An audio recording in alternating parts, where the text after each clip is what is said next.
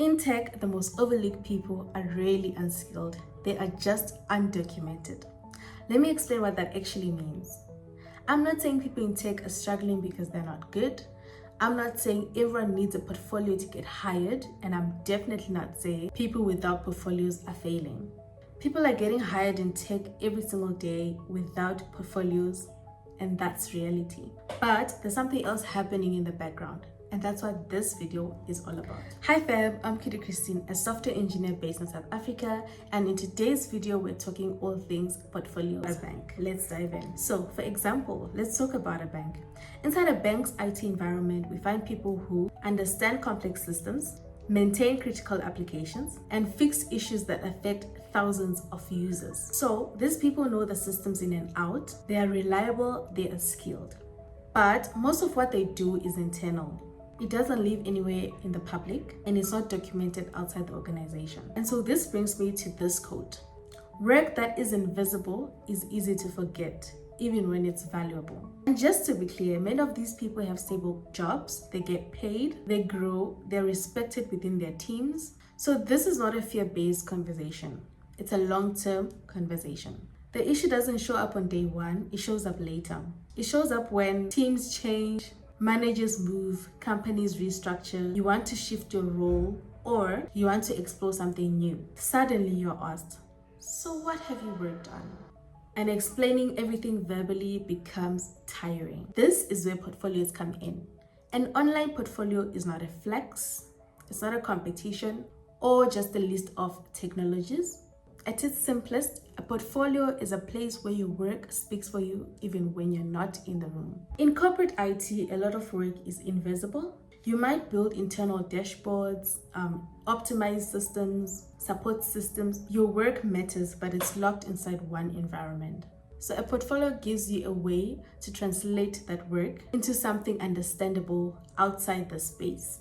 This doesn't mean portfolios replace interviews. It doesn't replace experience, and it doesn't guarantee opportunities. Think of it like this: a portfolio doesn't open doors automatically, but it changes the way people look at you when a door does open. Quick pause. We are currently on 436 subscribers.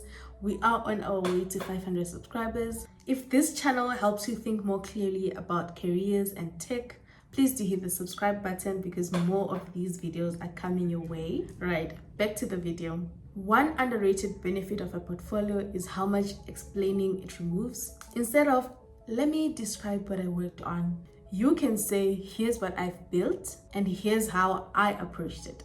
That shift matters more than people realize. So a good portfolio does not just show good results, it also shows how you approach problems, how you make decisions, and how you learn. Because those skills apply in development, in data, in analysis, systems, and support. Most people don't avoid portfolios because they're lazy.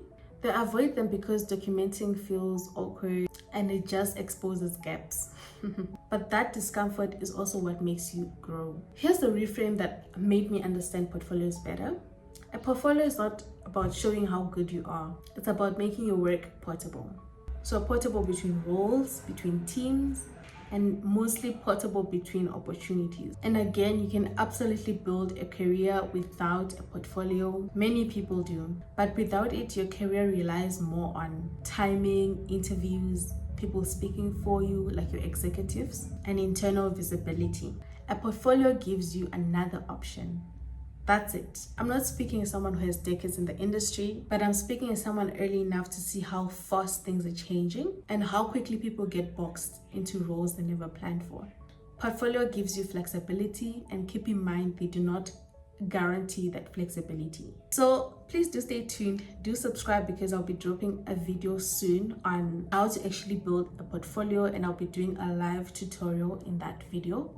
If you take one thing out of this video, let it be this: in tech, skills matter, but visibility shapes opportunities. And an online portfolio is one of the most simplest ways you can control that visibility. Thanks for watching. I'll see you in the next one.